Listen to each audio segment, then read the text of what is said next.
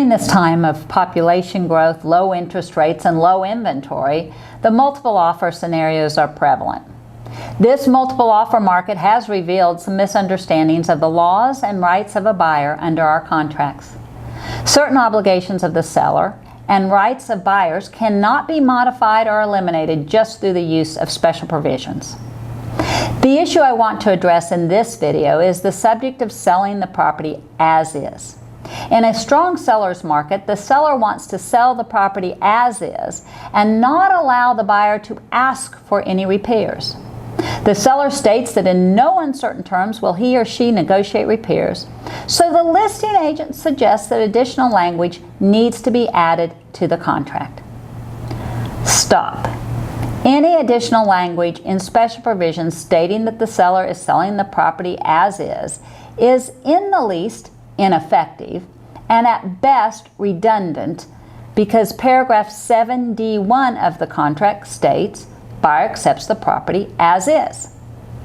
In this market, sellers tend to think because they are selling as is, buyers do not have the right to inspect and or make requests for any repairs. The contract provides the right to inspect separate and apart from taking as is, and separate and apart from having an option to terminate.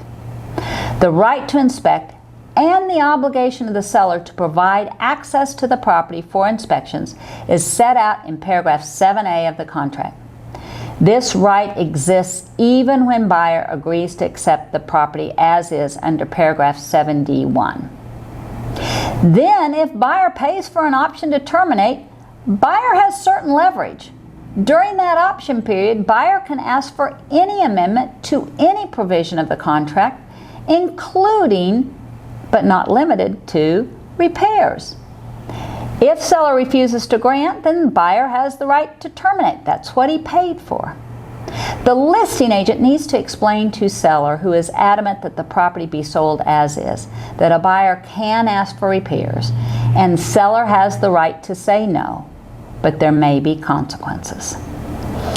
Another issue discovered is that sellers who are selling the property as is tend to believe that they do not have to be thorough with their disclosure, because after all, buyer is buying the property as is. This is a misunderstanding of what as is means in Texas.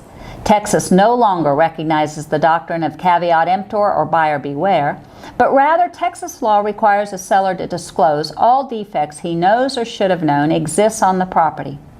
On residential property, this disclosure is required through the use of the seller's disclosure notice. Therefore, the terms as is actually means the buyer takes the property in its current condition as an informed buyer. Seller's failure to provide a completed seller's disclosure notice to the buyer allows the buyer, in the least, to terminate the contract for any reason before closing for failure to provide the seller's disclosure notice, and in the best, to sue the seller for misrepresentation when defects are not disclosed, resulting in damage to the buyer. Remember, misrepresentation can be by commission or omission. Omitting the disclosure of a known defect to seller is a misrepresentation.